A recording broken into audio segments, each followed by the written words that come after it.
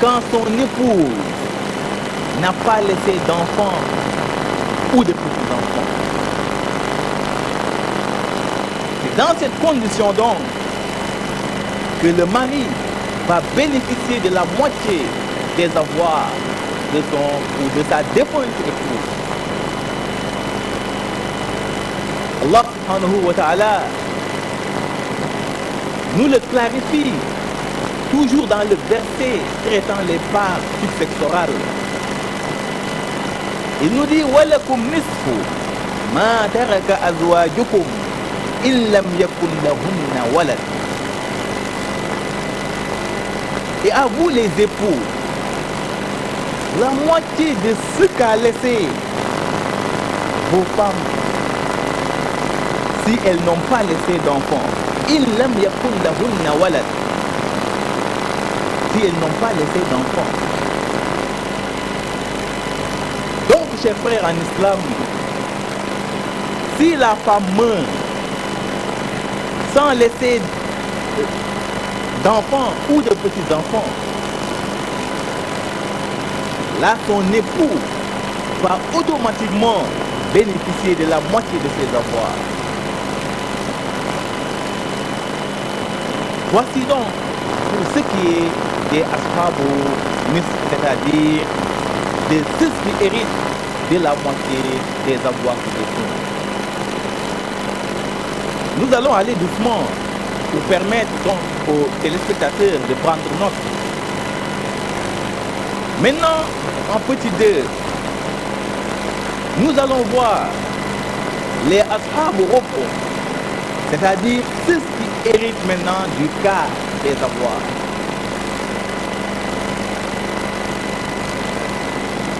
Chers frères en islam, pour le quart des avoirs, il est destiné à 2 catégories seulement, à savoir le mari et l'épouse. Le mari d'abord, ou l'époux, yani az-zawj.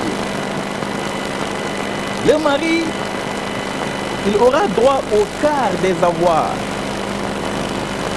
quand son épouse laisse derrière elle des enfants ou des petits-enfants.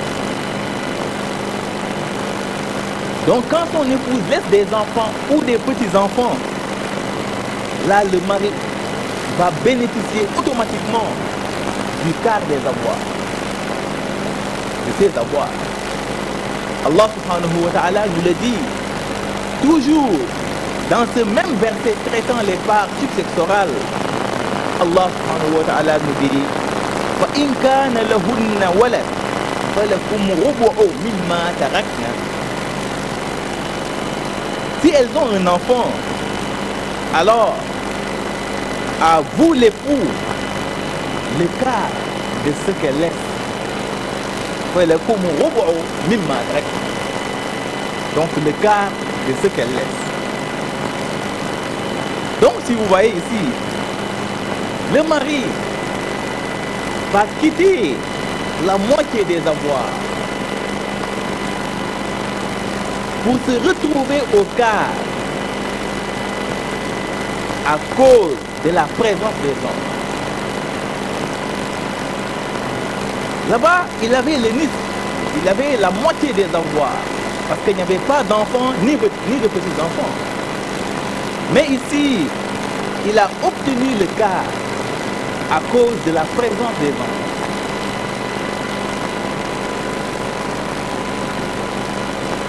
Donc on va continuer toujours sur ceux qui héritent du quart.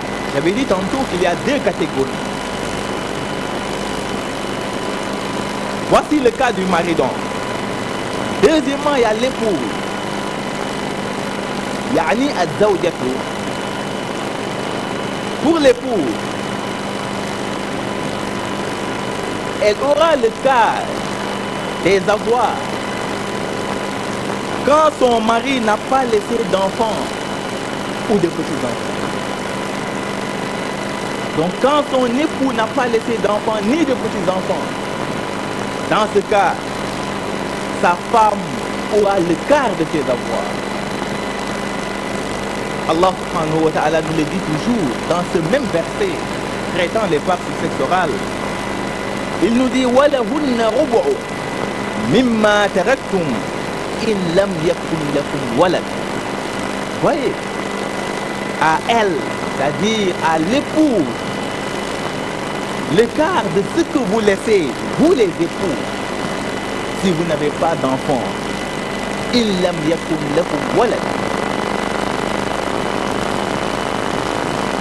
Donc pour le quart, c'est deux catégories, le mari et l'épouse. Le mari, il a droit au quart des avoirs quand son épouse laisse derrière elle des enfants ou des petits-enfants. Pour l'épouse, elle va bénéficier du quart des avoirs de son épouse quand cette dernière n'a pas laissé d'enfants ni de petits-enfants.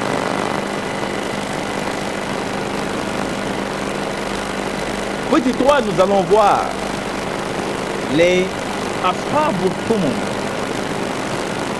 c'est-à-dire ceux qui héritent maintenant du huitième. Pour le huitième, il y a une seule catégorie qui va l'hériter, c'est l'épouse seulement. يعني الزوجة. L'épouse va bénéficier donc du huitième des avoirs de son époux quand ce dernier laisse des enfants ou des petits-enfants. Donc quand le mari laisse des enfants ou des petits-enfants, son époux aura le huitième de ses avoirs. Allah subhanahu wa ta'ala nous le dit toujours. فَإِنْ كَانَ لَكُمْ وَلَدٌ فَلَهُنَّ ثُمُنُ مِمَّا تَرَكْتُمْ. Si vous avez un enfant, à elle, c'est-à-dire à l'épouse, le huitième de ce que vous laissez,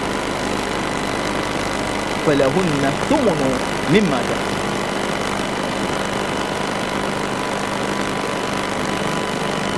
Donc si le mari laisse des enfants ou des petits-enfants, son épouse va bénéficier donc du huitième de ses avoirs. Et il est important de préciser ici, si elles sont plusieurs épouses, là elles vont se partager le huitième. Très important, une précision de taille. Si elles sont plusieurs épouses, elles vont se partager le huitième. Ici également, l'épouse va quitter le quart pour se retrouver au huitième à cause de la présence des enfants.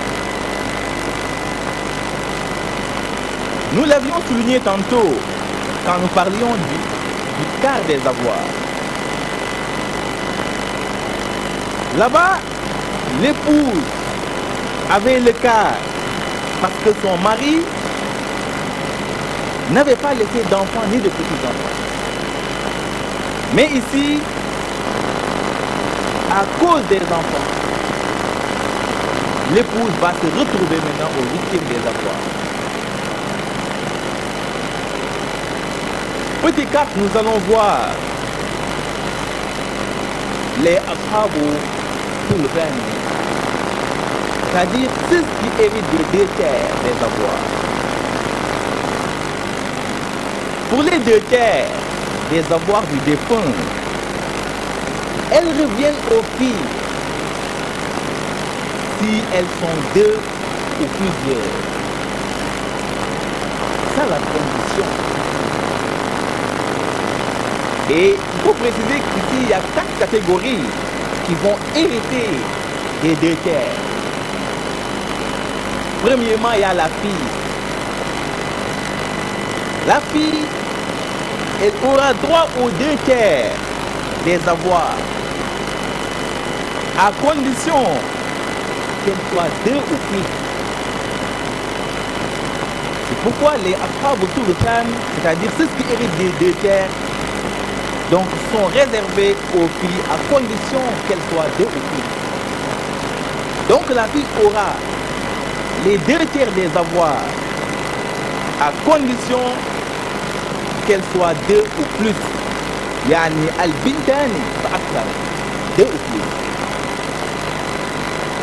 Et qu'elle n'ait pas de frère. La seconde condition.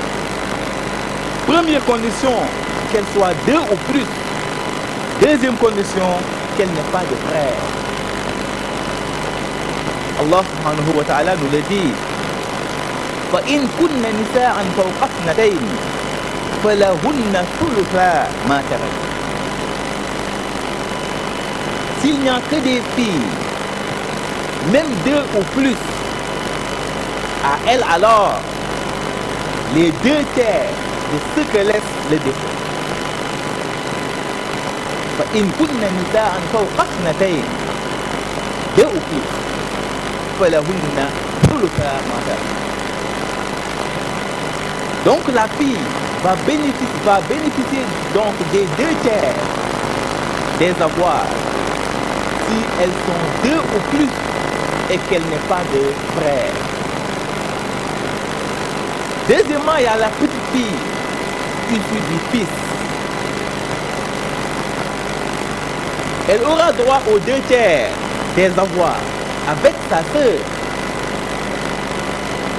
Quand le défunt n'a pas laissé, écoutez bien, n'a pas laissé d'enfants, ni de petits-enfants qui peuvent être les frères. C'est dans ce cas que la petite fille va bénéficier donc, la petite fille issue du fils va bénéficier des 2 tiers des avoirs. Troisièmement et quatrièmement, il y a la sœur germaine et la sœur consanguine. Elles auront droit aux 2 tiers des avoirs du défunt quand elles sont 2 ou plus. الشقيق الثاني فأكثر والأختان يعبي فأكثر. Donc la sœur germaine et la sœur consanguine, elles auront droit aux 2 tiers des avoirs du défunt quand elles sont 2 ou plus. Première condition. Sans avoir avec elle, deuxième condition, sans avoir avec elle ni père, ni un propre enfant du défunt, ni un frère germain ou consanguin même pour les sœurs consanguines. C'est dans ce cas que la sœur germaine et la sœur consanguine vont pouvoir bénéficier donc des 2 tiers des avoirs du défunt. Première condition, qu'elle soit 2 ou plus. Deuxième condition, sans avoir avec elle ni père, ni un propre enfant du défunt, ni un frère germain. Ou consanguin pour les sœurs consanguines.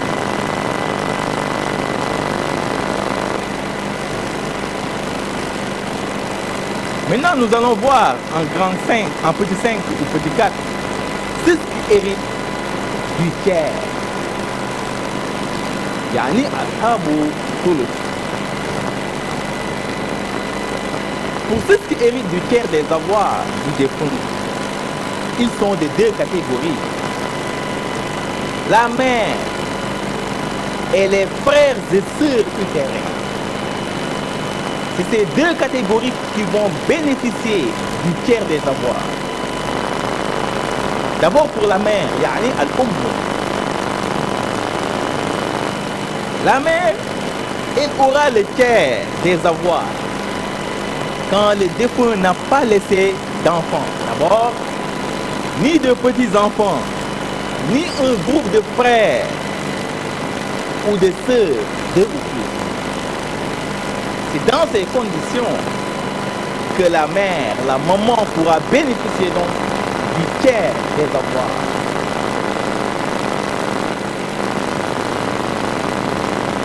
Donc quand le défunt n'a pas laissé d'enfants, ni de petits-enfants, ni un groupe de frères ou de sœurs, 2 ou plus, la mère aura le tiers des avoirs.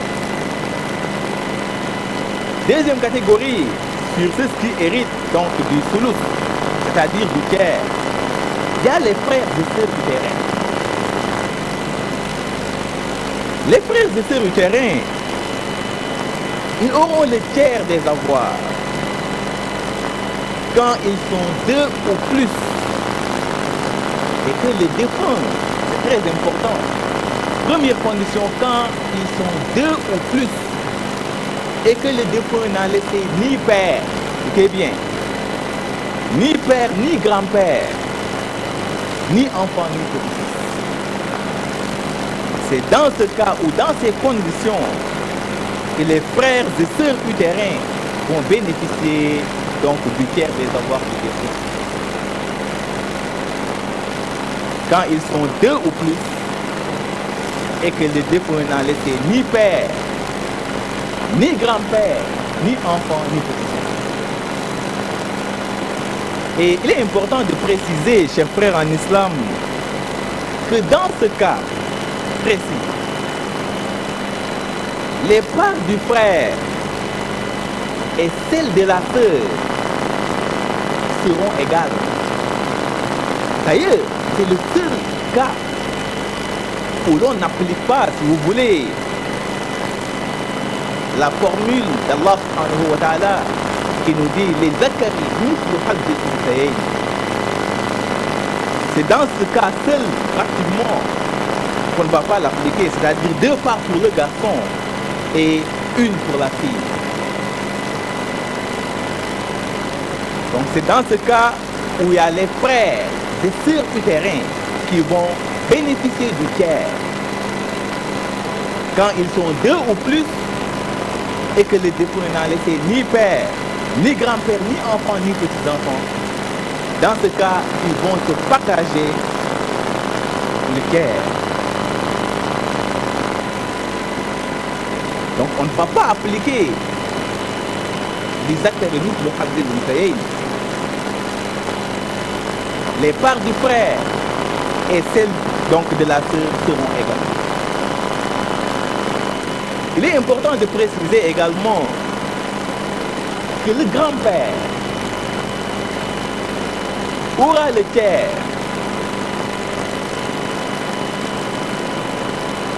quand il est avec un groupe de frères du défunt. Ça, il faut toujours le préciser au niveau des ashab ou sulus. C'est vrai, il y a 2 catégories seulement.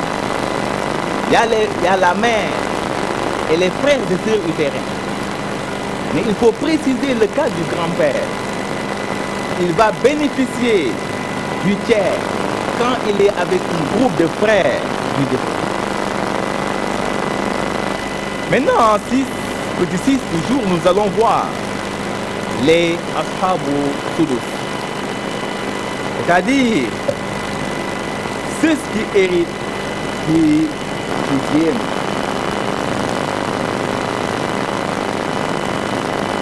Maintenant, pour ceux qui héritent du 6e des avoirs du défunt, là, ils sont de cette catégorie.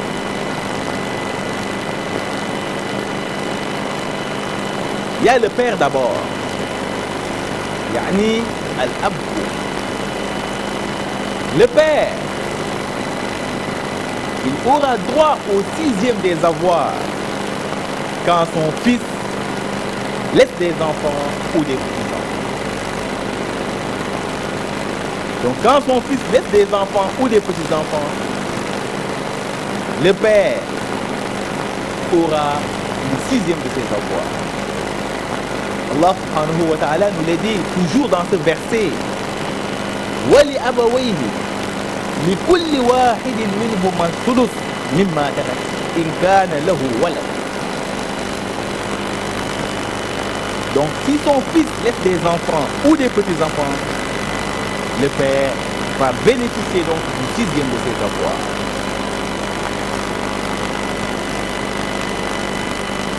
Pourquoi Allah subhanahu wa ta'ala nous l'a dit Wali abawayhi li kulli wahidin minhum as-sudus mimma tarak in kana lahu walad. Quant au père des mères du défunt, à chacun d'eux le sixième de ce qu'il laisse s'il a des enfants ou s'il a un enfant. Deuxièmement, toujours sur les ashab ou ceux qui héritent du sixième des avoirs, il y a la mère, la mère, elle aura également droit au sixième quand le défunt a laissé pour hériter. Écoutez bien, la mère, elle aura droit au sixième des avoirs si le défunt a laissé donc pour hériter un enfant, un petit enfant, un groupe de frères ou de sœurs, deux ou plus, germains, consanguins et utérins, qu'ils soient hérités ou éliminés par d'autres ayant plus de droits. C'est dans ce cas que la mère va bénéficier du sixième des avoirs.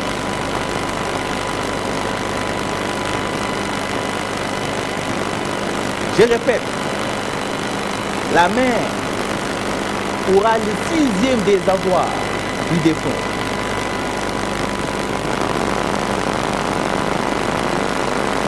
Quand le défunt a été pour hériter un enfant d'abord, un petit enfant, un groupe de frères ou de sœurs, deux ou plus, qu'ils soient germains, consanguins, utérins, qu'ils soient hérités ou éliminés par d'autres et en plus de ça. C'est dans ce cas précis que la mère va bénéficier donc du sixième des avoirs. Allah subhanahu wa ta'ala nous le dit, فَإِنْ كَانَ لَهُ إِخْوَةٌ فَلِأُمِّهِ السُّدُسُ.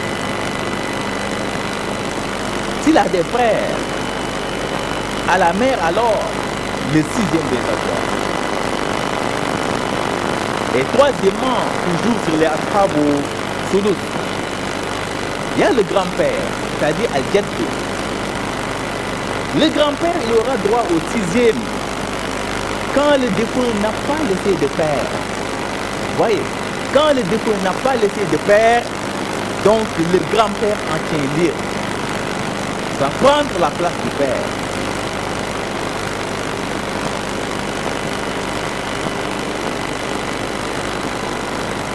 Quatrièmement, comme j'avais dit que les catégories donc, qui vont hériter du sixième sont de 7.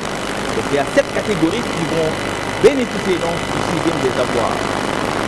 Quatrièmement, il y a la petite fille issue du fils, Bintul Ibn.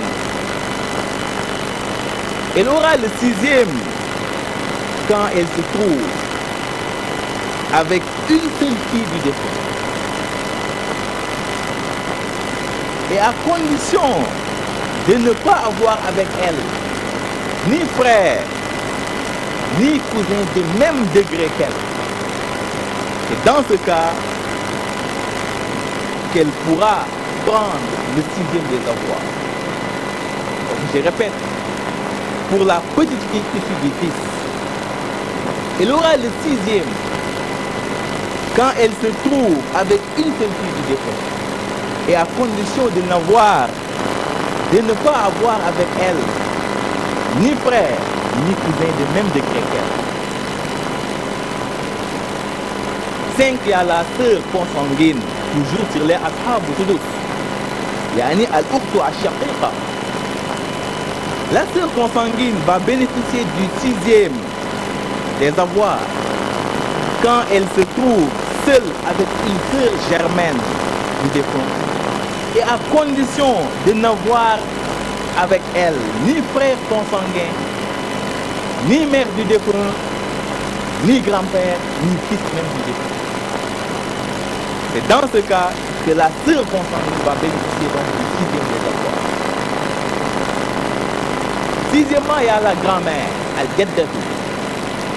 La grand-mère, elle aura le sixième des avoirs quand le défunt n'a pas laissé de mère.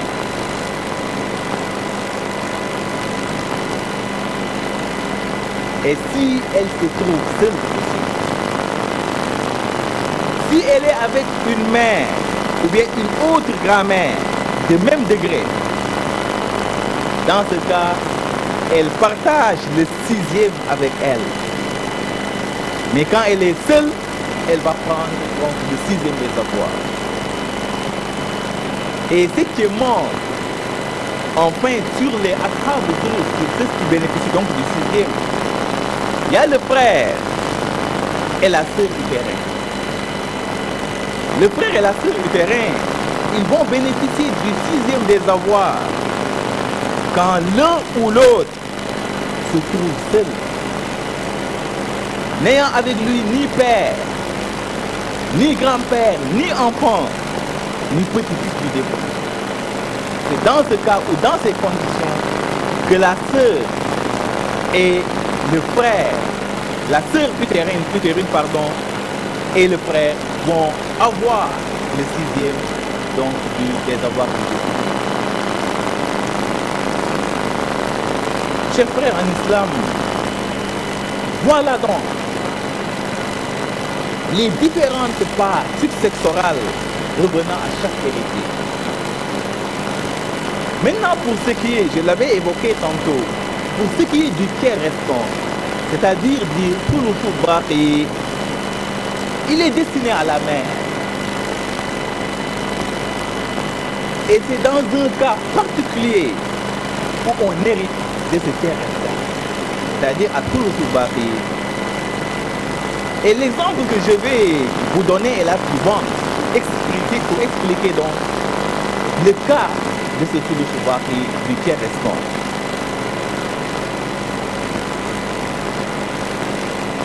Premier exemple, une femme meurt, laissant pour hériter son mari, son père et sa mère.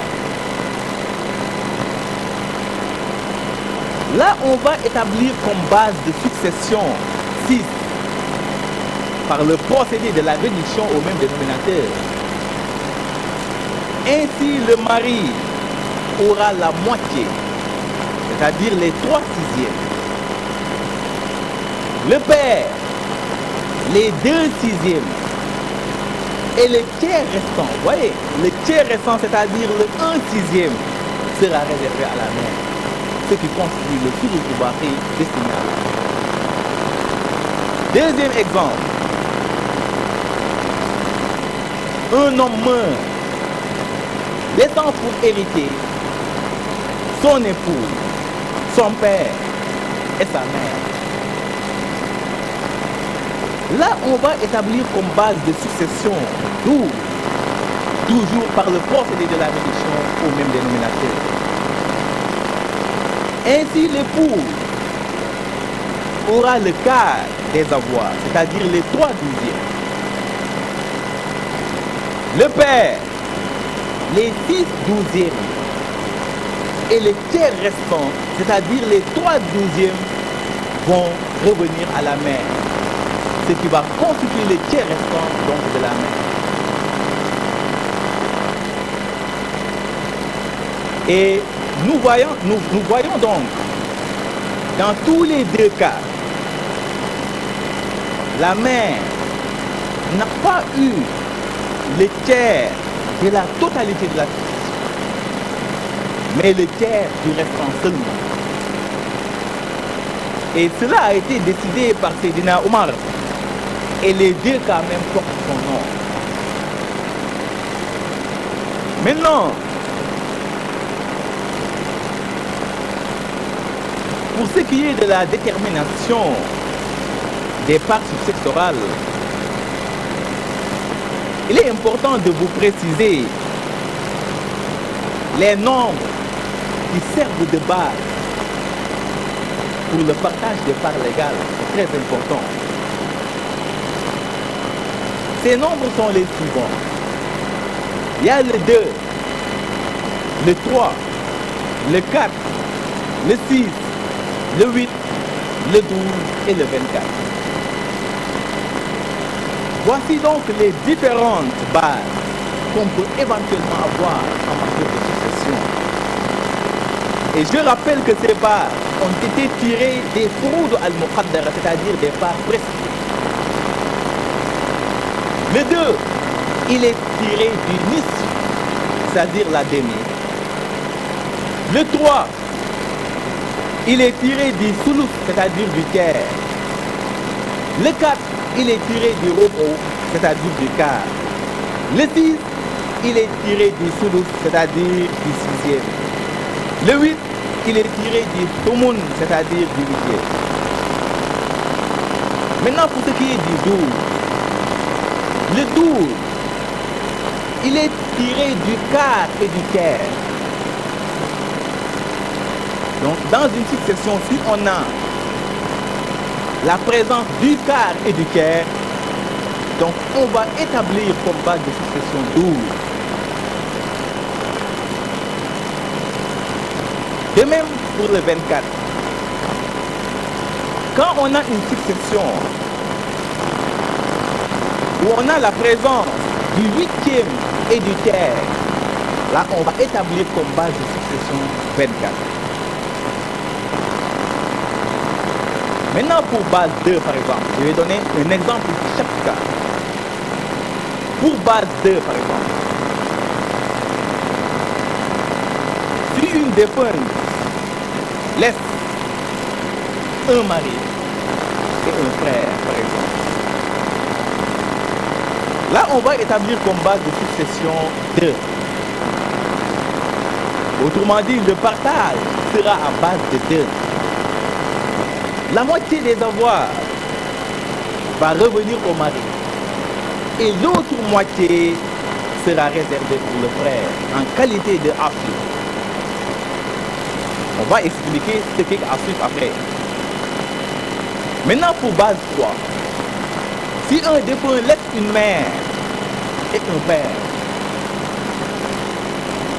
le partage sera à base de 3. Le tiers va revenir à la mère et les 2 tiers vont revenir donc au père en qualité de asif. Pour base 4, si un défunt laisse une épouse et un frère, là on va établir comme base de succession 4. Le partage sera donc à base de 4. Le quart pour l'épouse et les 3 quarts pour le frère en qualité de asif.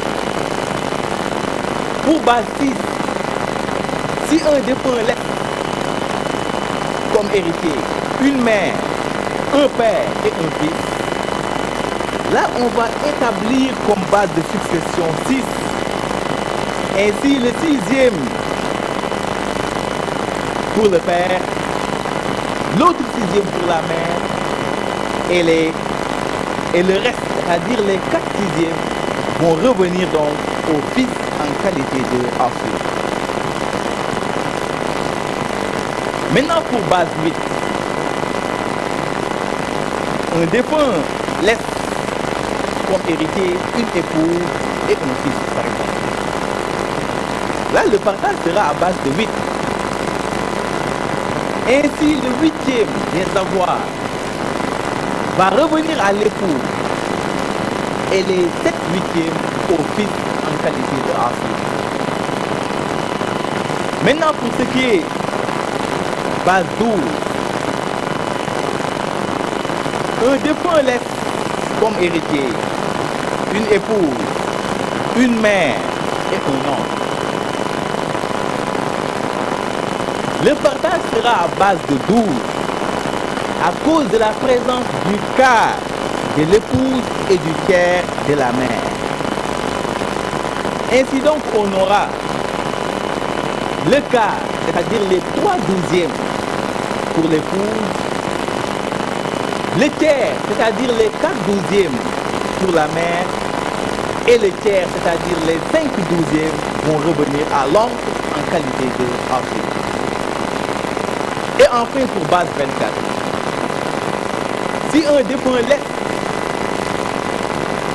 comme héritier une épouse, une mère et un fils, le partage sera à base de 24.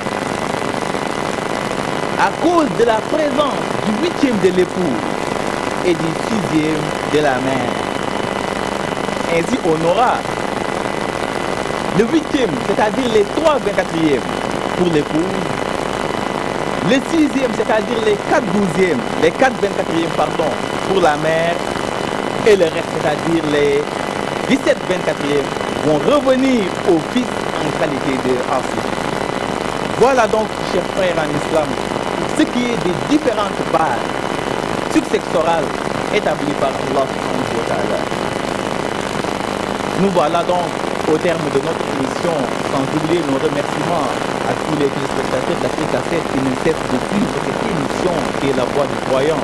Nos remerciements également à toute l'équipe technique qui nous a accompagnés pour la réalisation de cette émission.